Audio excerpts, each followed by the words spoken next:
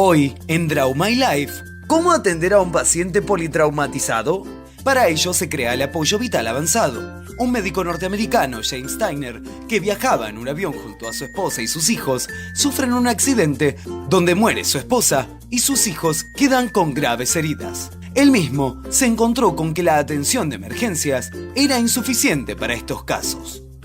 James se cuestionó qué hacer al respecto, cómo evaluar las lesiones que ponen en peligro la vida del paciente y deben ser tratadas de manera urgente. Y se preguntó cómo atender a un paciente politraumatizado.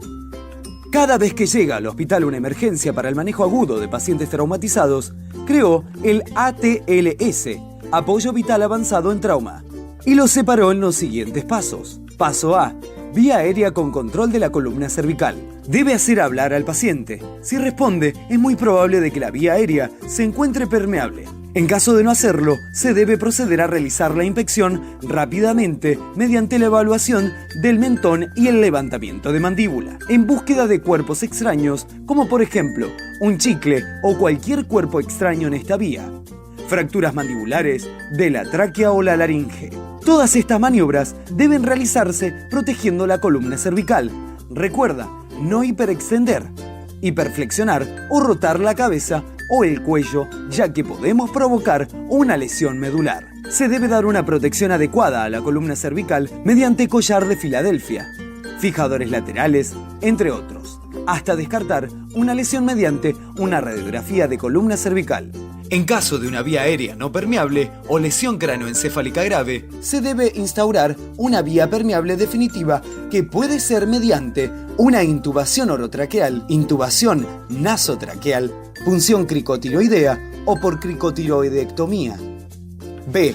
Respiración y la ventilación pulmonar. Realizaremos palpación, percusión, mateo timpánico, que nos puede indicar la presencia de líquido o aire, y auscultación, que nos permitirá asegurar la ventilación alveolar. Al detectar la presencia de vibraciones vocales, nos dará la idea de una pleura ocupada, si estas están ausentes, como en un derrame, o así también estarán abólidas en un neumotórax.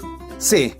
Evaluación de circulación y control de hemorragias. Es importante realizar un correcto diagnóstico y un tratamiento eficaz para el shock hipovolémico, teniendo en cuenta los síntomas clínicos que son el aumento de la frecuencia del pulso, la disminución de la presión arterial, la palidez de la piel, la hipotermia, la presencia de taquipnea y la disminución del sensorio. Para un tratamiento eficaz debemos obtener 2 vías venosas periféricas, preferentemente en las venas superficiales del antebrazo. Una muestra de sangre para realizar estudios de laboratorio. Utilizar en un comienzo 1 o 2 litros de Ringer lactato a 39 grados lo más rápido posible para reponer el volumen perdido. Y si continúa con los signos de hipovolemia, se debe realizar una transfusión sanguínea. Para un buen control de hemorragias externas, debemos localizar la herida sangrante y comprimir hasta que pueda ser corregida quirúrgicamente. D. Evaluación del déficit neurológico.